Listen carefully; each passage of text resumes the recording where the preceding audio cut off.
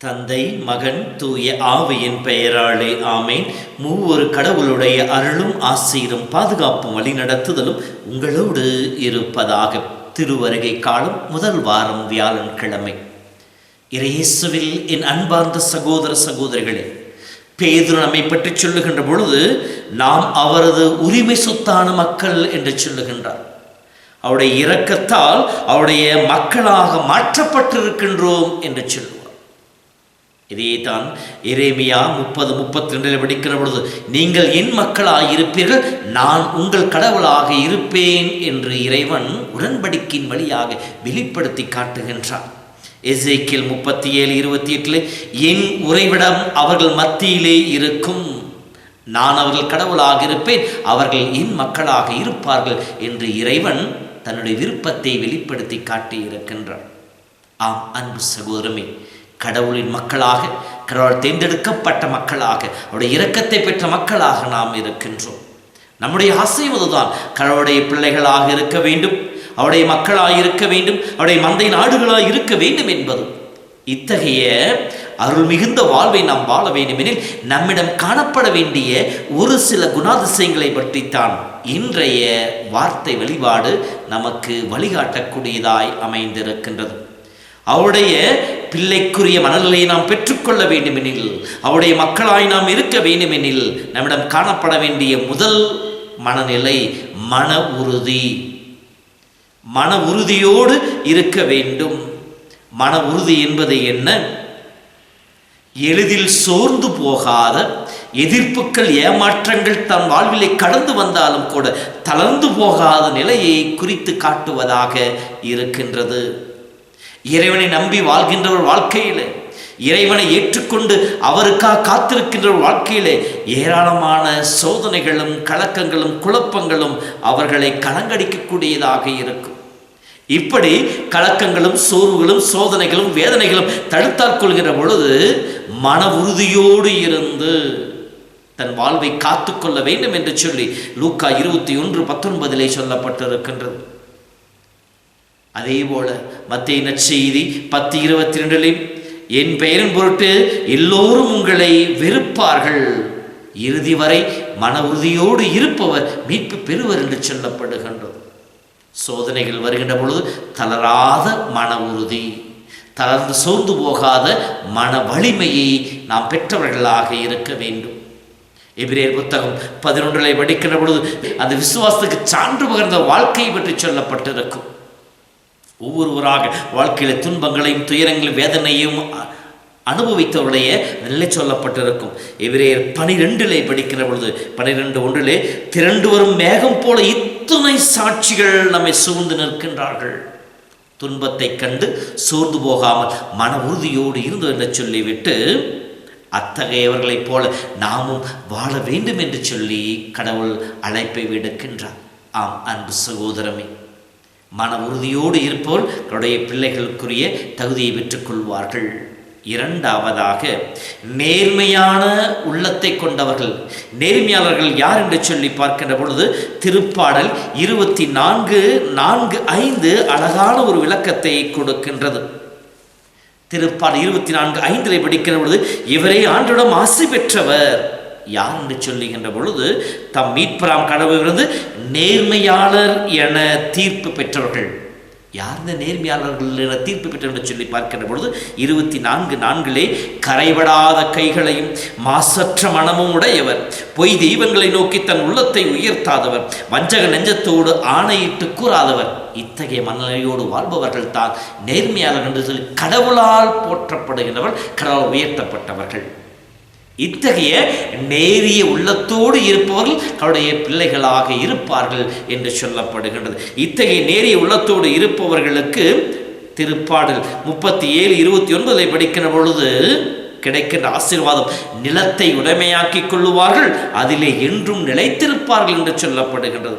திருப்பாடல் 64:10 படிக்கின்ற பொழுது நேர்மையாளர்கள் இவ்வுலகிலேயே கைமாறு பெறுவார்கள், வாழ்கின்ற பொழுதே கடவுளுடைய ஆசையை பெற்ற மக்களாக இருப்பார்கள் என்று சொல்லப்படுகின்றது.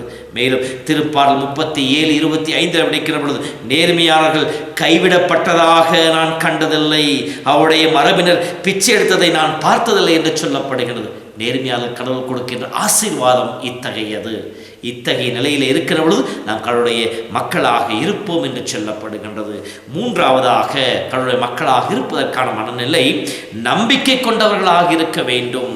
எபிரேயர் புத்தகம் 11:1 மற்றும் 6 படிக்கிற பொழுது நம்பிக்கை என்பது என்ன? நாம் எதிர்நோக்கி இருப்பது கிடைக்கும் என்கின்ற உறுதி, கண்ணுக்கு புலப்படாத பற்றி ஐயமற்ற நிலை என்று சொல்லப்படுகின்றது. 6 நம்பிக்கையினாலன்றி எவரும் கடவுளுக்கு வந்தவராய் இருக்க முடியாது. எனில் கடவுளை அணுகி செல்வோர் அவர் இருக்கிறார் என்பதையும் அவரை தேடிச் செல்வோருக்கு தக்க கைமாறு கொடுப்பார் என்பதையும் நம்ப வேண்டும் என்று சொல்லப்படுகின்றது. இதான் நம்பிக்கை, நம்முடைய மன உறுதி. நாம் ஜெபிப்பதெல்லாம் கடவுள் எனக்கு கொடுப்பார், நம்பிக்கை நான் கேட்கின்ற பொழுது கடவுள் எனக்கு ஆசீர்வதிப்பேன் என்கின்ற அந்த உறுதியோடு இருப்பது. இந்த நம்பிக்கை நாம் வாழ வேண்டும் என்று சொல்லி எபிரேயர் 12:2 நம்பிக்கை தொடங்கி வழிநடத்தியவரும் அதை நிறைவு செய்வருமான இயேசுவின் மீது கண்களை பதிய வைப்போம் என்று சொல்லப்படுகின்றது. இத்தகைய நம்பிக்கையோடு எபிரேயர் புத்தகம் 4 படிக்கின்ற பொழுது 4:15 நம் தலைமை குரு நம்முடைய வலுவின்மையை கண்டு இரக்கம் காட்ட இயலாதவர்கள், மாறாக எல்லா வகையிலும் நம்மை போல சோதிக்கப்பட்டதினாலே எனினும் பாவம் செய்யாதவர், எனவே நாம் இரக்கத்தை பெறவும் ஏற்ற வேளையில் உதவக்கூடிய அருளை கண்டடையும் அருளை நிறைந்த இறை அரியணையை துணிவோடு அணுகி வருவோம் என்று சொல்லுகிறார். இதுதான் நம்பிக்கை. நம்பிக்கையோடு உள்ளார்ந்த ஒரு விசுவாசத்தோடு ஆண்டவரை அணுகி வருவது, பெற்றுக்கொள்வோம் என்கின்ற நிலையான உறுதியோடு நிலைத்திருப்பது. இத்தகைய நம்பிக்கைக்குரிய மக்கள் கடவுளுடைய மக்களாக இருப்பார் என்று சொல்லப்படுகிறது. 4வதாக நன்றி செலுத்தக்கூடியவர்களாக இருப்பார்கள். கடவுளுக்கு நன்றி செலுத்துவராக இணைந்தாலும் நன்றி செலுத்துங்கள் என்று சொல்லி சொல்லுவார். எப்பொழுது நன்றி சொல்பவர்களாக, ஏனெனில் கடவுள் நம்மை பாதுகாப்பவராக இருக்கின்றார், அவர் நல்லவராக இருக்கின்றார், நமக்கு துணையானவராக இருக்கின்றார், நம் சோர்விலை நம்மை பலப்படுத்துபவராக இருக்கின்றார். அதைத்தான் இதை திருப்பாடல் 112 அழகாக சொல்லி காட்டுகின்றது. ஆகவே இத்தகைய அருள் புரிகின்ற ஆண்டவருக்கு நன்றியுள்ளவராக வாழ்பவர்கள் அவருடைய பிள்ளைகளாக மக்களாக இருப்பார்கள். 4வதாக தந்தையின் திருவுளப்படி நடப்பவர்கள். மீகா புத்தகம் 6:8 படிக்கின்ற பொழுது கடவுளுடைய திருவுளம் என்ன என்பதை பற்றி சொல்லப்பட்டிருக்கின்றது. அவளுக்கு முன்னால் நேர்மையுள்ளவர்களாக தாழ்ச்சியுள்ளவர்களாக நாம் வாழ்ந்து கொள்வது. இத்தகைய இறை திருவுளத்தை அறிந்து அதன்படி நடப்பவர்கள் அவருடைய பிள்ளைகளாக அவருடைய மக்களாக இருப்பார்கள். தந்தையே, என் திருவுளம் அல்ல உன் திருவுளம் என்று சொல்லி ஒவ்வொன்றிலும் இறை திருவுளத்தை அறிந்து கொள்ள வேண்டும். எப்படி இறை திருவுளத்தை அறிந்து கொள்வது? இயேசு நமக்கு வழிகாட்டி இருக்கின்றார்.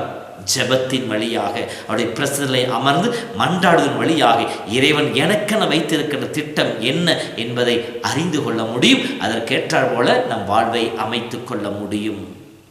5வதாக இறை வார்த்தையை கேட்டு அதன்படி நடப்பவர்கள் அவருடைய பிள்ளைகளாக இருப்பார்கள். வெறும் கேட்பவர்களாக மட்டும் இருக்கக்கூடாது, மாறாக கேட்பதை நடப்பவர்களாக வாழ்க்கையாக மாற்றுபவர்களாக இருக்க வேண்டும். வார்த்தையால் இறைவனை போற்றுபவர்களாக அல்ல, மாறாக தன் வாழ்க்கையால் ஆண்டவரை புகழ்பவர்களாக போற்றுபவர்களாக இருக்க வேண்டும் என்று சொல்லப்படுகிறது. நாம் ஆண்டவர் விசுவாசிக்க என்பதையோ இறை வார்த்தை கேட்க என்பதை என் வாழ்க்கையிலே நான் வெளிப்படுத்த வேண்டும்.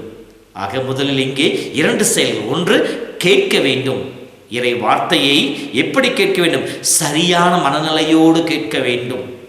எப்படி? நல்ல நிலத்தில் விதைக்கப்பட்ட விதையானது 30 மடங்கும் 60 மடங்கும் 100 மடங்கும் பலன் கொடுத்தாக விளைச்சலை கொடுக்கும் விதத்திலே சரியான மனநிலையோடு இறை வார்த்தை கேட்க, ஏனோ தானோ என்று சொல்லி கேட்பவர்களாக இருக்கக்கூடாது.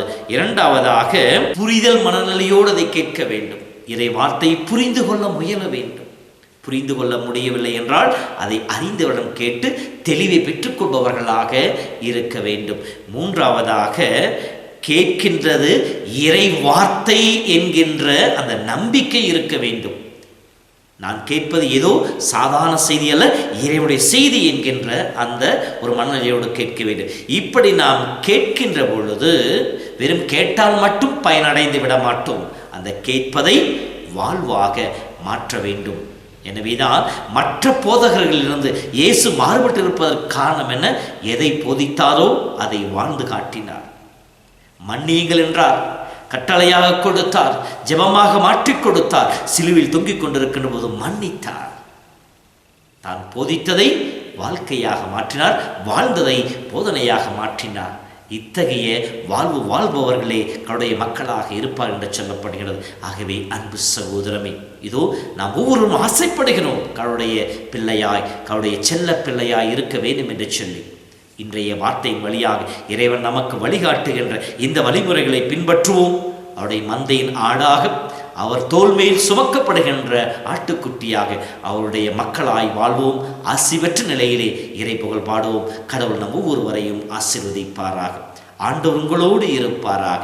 எல்லாம் வல்ல இறைவன் தந்தை, மகன், தூய ஆவியின் பெயராலே ஆமென். நற்கருணை பேழையிலே நேருக்கு நேர் எமை நோக்கும் பேரிரக்க பேரரசே